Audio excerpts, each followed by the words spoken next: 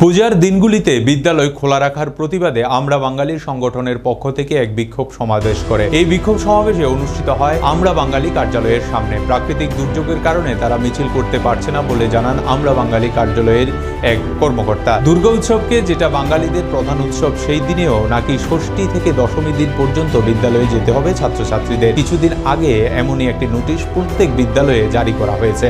তাদের দাবি, বাঙালির প্রধান উৎসব দুর্গাপূজার দিনে বিদ্যালয় খোলা রাখার আদেশ বাতিল করতে হবে।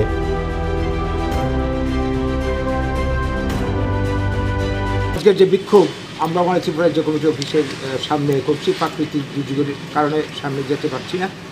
তো আপনারা জানেন সবাই যে ইদানিং এই কিছুদিন হলো আমাদের এলিমেন্টারি এডুকেশনের যিনি প্রধান মানে শিক্ষা বিভাগের, তিনি একটা সরকারি নির্দেশ জারি আদেশনামা করেছেন, করে ইনি বিদ্যালয়ে পাঠিয়েছেন। সেটা হচ্ছে কি, এই যে সামনের যে দুর্গোৎসব ষষ্ঠীর থেকে দশমীর দিন পর্যন্ত আমরা জানতাম বরাবরই এই সময় স্কুল বন্ধ থাকে, কারণ দুর্গা পূজাটা বাঙালিদের একটা সবচেয়ে বড় সামাজিক উৎসব, ধর্মীয় উৎসব।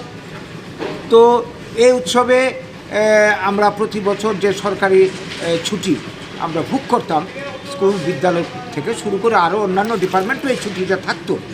এইবার বর্তমান বিজেপি ডাবল ইঞ্জিনের সরকার ক্ষমতায় এসে প্রথমবারের মতো এই ছুটির আদেশ বাতিল করলো, সবাইকে নির্দেশ জারি করলো যে ষষ্ঠী থেকে নবমী পর্যন্ত স্কুলে যেতে হবে। আমরা অনেকে অনুমান করছি যে হয়তো লক্ষ্মী পূজাতেও স্কুলে যাওয়ার জন্য বলা হবে। এইভাবে আগামী দিনে কালী পূজা বা আরও যত অনুষ্ঠান আছে নির্দেশ হতেই পারে। দুর্গা পূজাকে যদি ওরা সামাল দিতে পারে, বাকিগুলি ওরা করে নেবে। আমরা কোনো মতেই এই যে আমাদের ধর্মীয় স্বাধীনতা, যেটা সংবিধানের মৌলিক অধিকার, এই অধিকারকে হরণ করা মানছি না।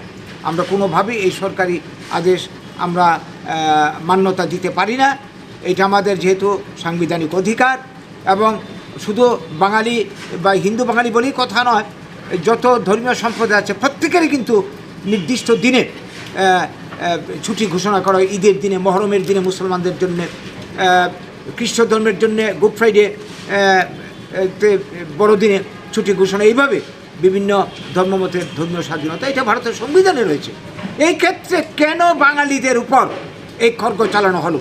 এর পেছনে উদ্দেশ্যটা কি? এর পেছনে উদ্দেশ্য একটি হতে পারে যে বাঙালির এই ধর্মীয় চেতনাকে লুপ্ত করে দিয়ে, অধিকারকে লুপ্ত করে দিয়ে, এবং বাঙালির ভাষা আর অধিকারকে লুপ্ত করে দিয়ে, ধ্বংস করে দিয়ে বাঙালির পরিচিতিকে লুপ্ত করে দেওয়া। আর এটার পেছনে কোনো উদ্দেশ্য থাকতে পারে না। আমরা এই সরকারি আদেশ প্রত্যাহারের দাবি জানাচ্ছি, তীব্র নিন্দা ধিক্কার জানাচ্ছি, এবং আগামী দুর্গাপূজার থেকে শুরু করে আগামী দিনে যত উৎসবভাবে আসবে সামনে, আমাদের যে অর্জিত অধিকার, সাংবিধানিক অধিকার, যাতে আমরা ভোগ করতে পারি, এতে যাতে কেউ বাধা সৃষ্টি না করলে কিন্তু এই নিয়ে আন্দোলন হবে। এই আদেশ যদি প্রত্যাহার না করে, এই নিয়ে আগামী দিন তীব্র গণ আন্দোলন আমরা গড়ে তুলব। আজকে এই বার্তাটুকু আপনাদের মাধ্যমে আমরা কি বলবো, যারা কর্তৃপক্ষ যারা আছেন, সরকারে যারা আছেন, তাদের গোচরে আমরা নিয়ে যেতে চাইছি, এবং সেই সঙ্গে যারা এই রাজ্যে, এই দেশের যারা বাঙালি বা হিন্দু মতাবলম্বী যারা আছেন, তাদের আমরা সহযোগিতা চাইছি যে এই ধরনের কি বলবো অপচেষ্টার বিরুদ্ধে আমরা সবাই গর্জে উঠতে হবে, প্রতিবাদ করতে হবে। আর নিলে আগামী দিনে কিন্তু এইভাবে আমাদের কৃষ্টি সংস্কৃতি ধ্বংস করে দেবে। এই বার্তাটুকুই আজকে দিতে চাইছি। নমস্কার। নাম? আমার নাম গৌরাঙ্গ রুদ্রপাল, আমি আমরা ত্রিপুরা রাজ্য কমিটির সচিব।